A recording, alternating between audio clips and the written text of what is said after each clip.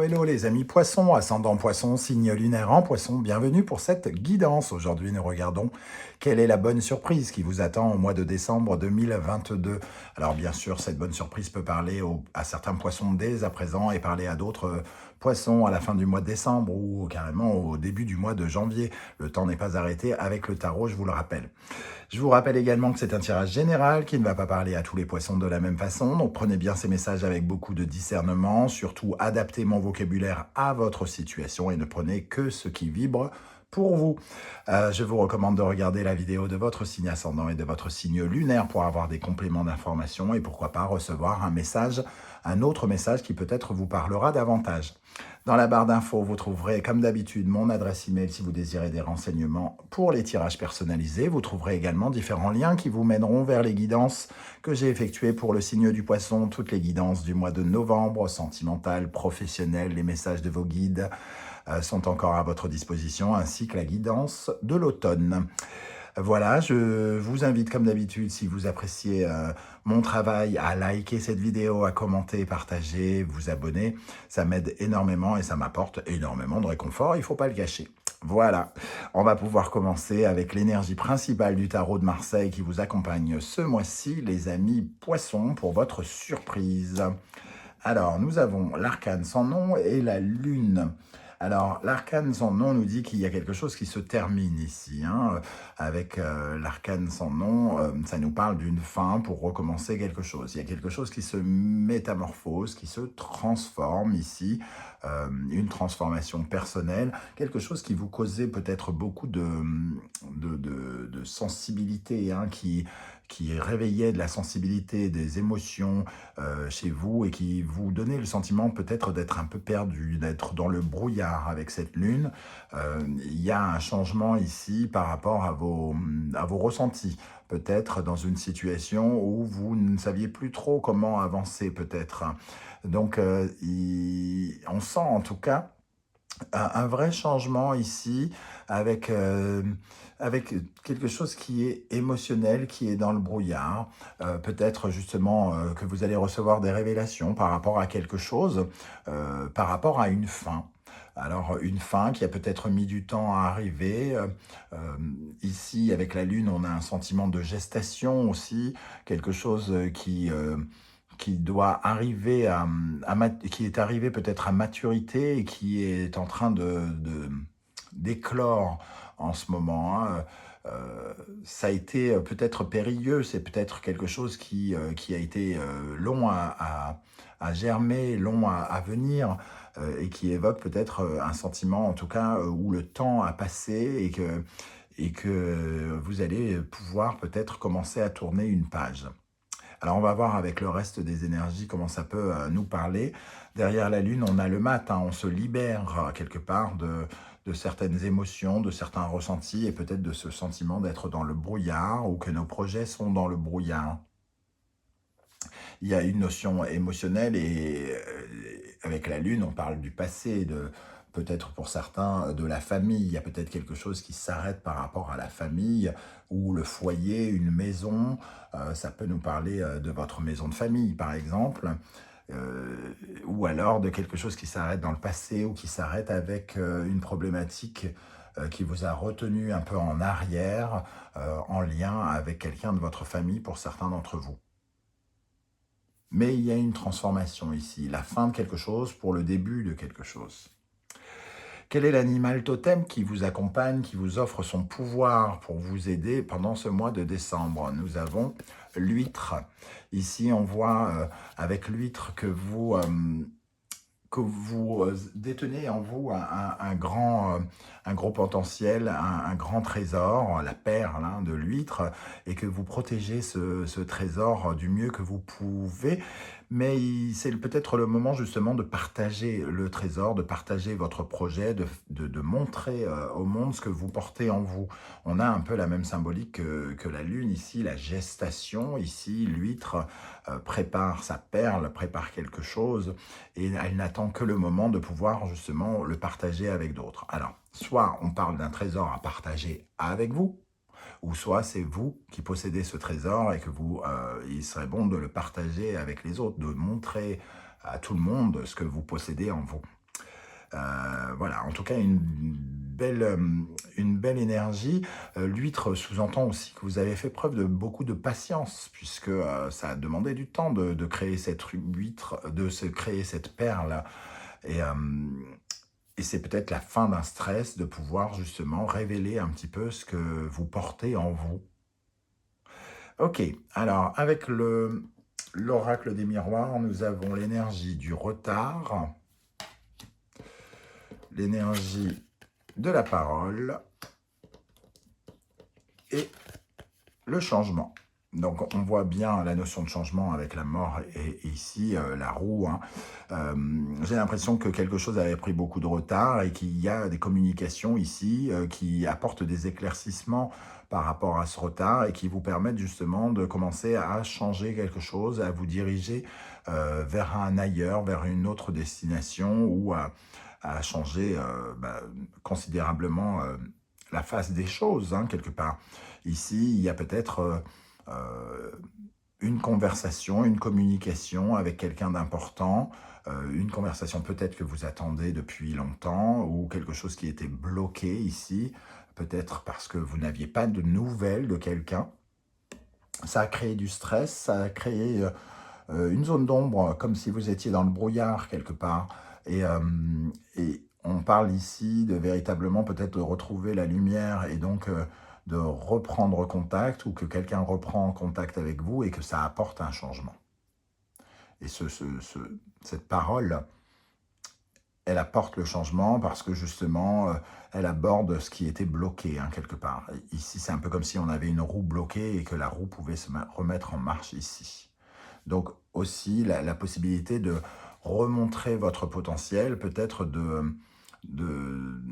partager un peu votre projet ici, et de parler de votre projet à quelqu'un par exemple. Avec l'oracle bleu, nous avons les nouvelles sur le retard ici, hein, donc des nouvelles qui ont pris du retard et effectivement elles arrivent ces nouvelles avec la parole. Les études, une parole et les études, pour moi, c'est qu'on analyse les choses, qu'on observe, qu'on prend en considération certaines choses. Vous avez ici très probablement de nouveaux éléments qui arrivent vers vous et qui vont vous permettre justement d'y voir plus clair. Ici, autant la lune fait penser à la nuit, hein, donc à une zone d'ombre, autant les études nous parlent plutôt de la lumière, de découvrir des choses, d'apprendre des choses. C'est ce qu'on fait quand on lit des livres, hein. Normalement, on apprend des choses, en tout cas la plupart des gens. Et ici, il y a quelque chose, peut-être, alors ça peut être des révélations, ou alors quelque chose qui nous est dit, qui nous apporte des éléments nouveaux. En tout cas, on retrouve la parole ici quelque part, on peut à nouveau s'ouvrir par rapport à une situation qui était soit retardée, soit bloquée, qui a pris son temps. Sur le changement, nous avons le monde effondré, donc il y a ici quelque chose qui change par rapport à une situation de crise que vous avez vécue. Il y a peut-être quelque chose qui s'est arrêté aussi ici et qui vous a mis dans le brouillard et qui a été compliqué à gérer dans un premier temps. Et ici, on voit que vous vous en libérez hein, avec le mat et que vous pouvez reprendre votre marche. Ici, on sent qu'il y a quelque chose quand même qui a été peut-être délicat, quelque chose est tombé en ruine, peut-être pour certains d'entre vous, quelque chose s'est brisé, s'est cassé, une rupture, la fin d'un contrat, la fin de quelque chose, d'une étape de vie qui n'est pas forcément négative, mais qui vous a apporté beaucoup peut-être d'angoisse ou de stress ici. Hein. Et ici, on ferme un peu la porte au passé.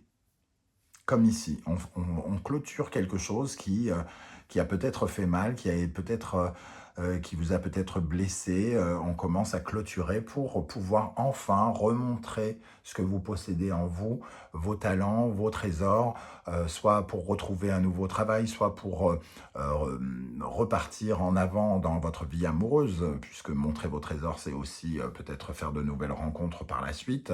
Donc ici, en tout cas, on sent que une situation qui a été compliquée est en train de changer en positif pour vous. Avec le Wandering Tarot, au centre de ce tirage, nous avons le 5 de coupe.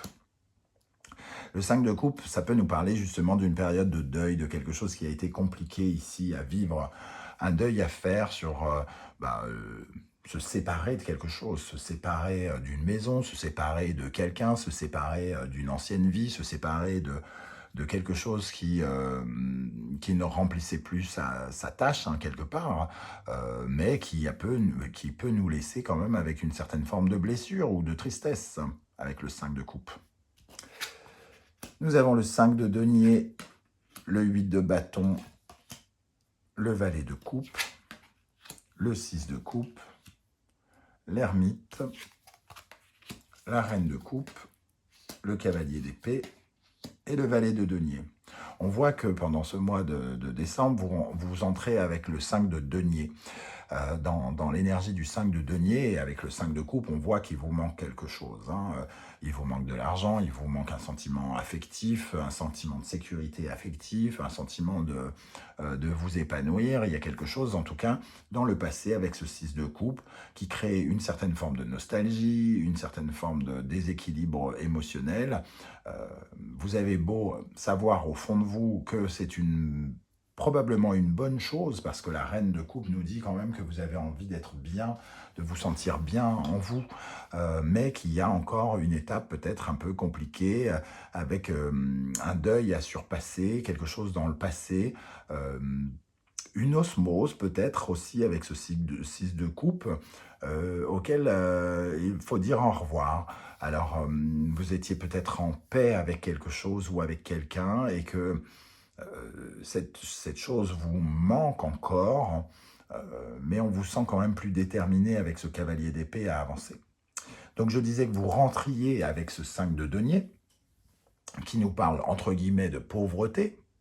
Alors peut-être qu'il y a un deuil à faire sur une somme d'argent ou sur de l'argent, ou revoir une sorte de partage, hein, pour certains d'entre vous ici, mais on a l'impression de manquer de quelque chose dans le passé.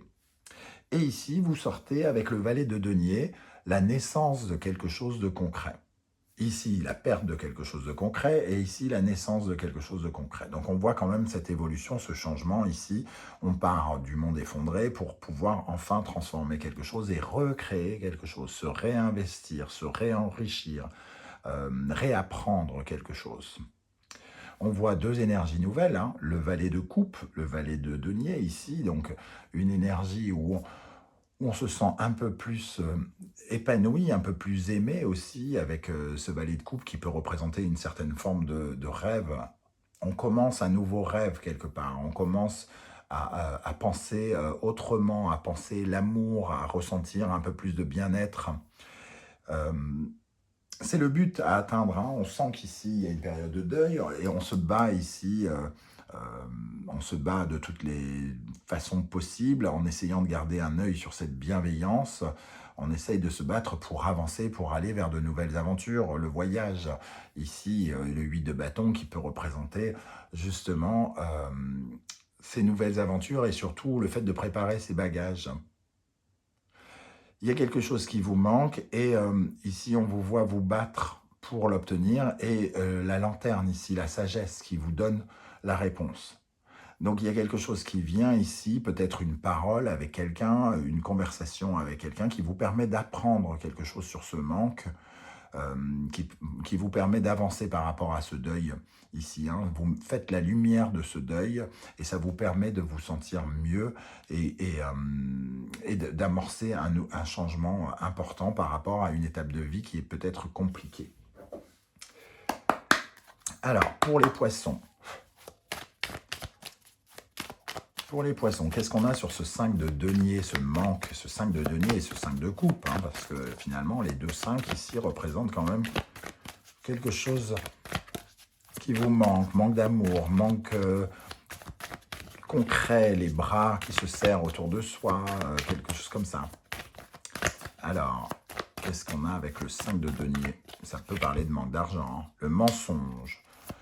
Donc ici, il y a quand même une situation où on s'est senti impuissant face peut-être à des mensonges, face à des choses qu'on ne savait pas, ou qui n'étaient pas claires. Ce n'est pas que des mensonges, c'est aussi tout ce qui nous était caché et qu'on n'arrivait pas à savoir. Donc il y a une certaine forme de passif ici qui vous empêchait de vous épanouir, de grandir, sur lequel vous devez guérir. Hein. Il y a ici le début finalement d'une guérison. Et d'ailleurs, l'huître représente aussi le sentiment de se sentir un peu béni. Donc il y a quand même quelque chose qui vous donne le sentiment d'être soutenu, d'être accompagné. Qu'est-ce qu'on a sur le 5 de coupe au centre pour les poissons?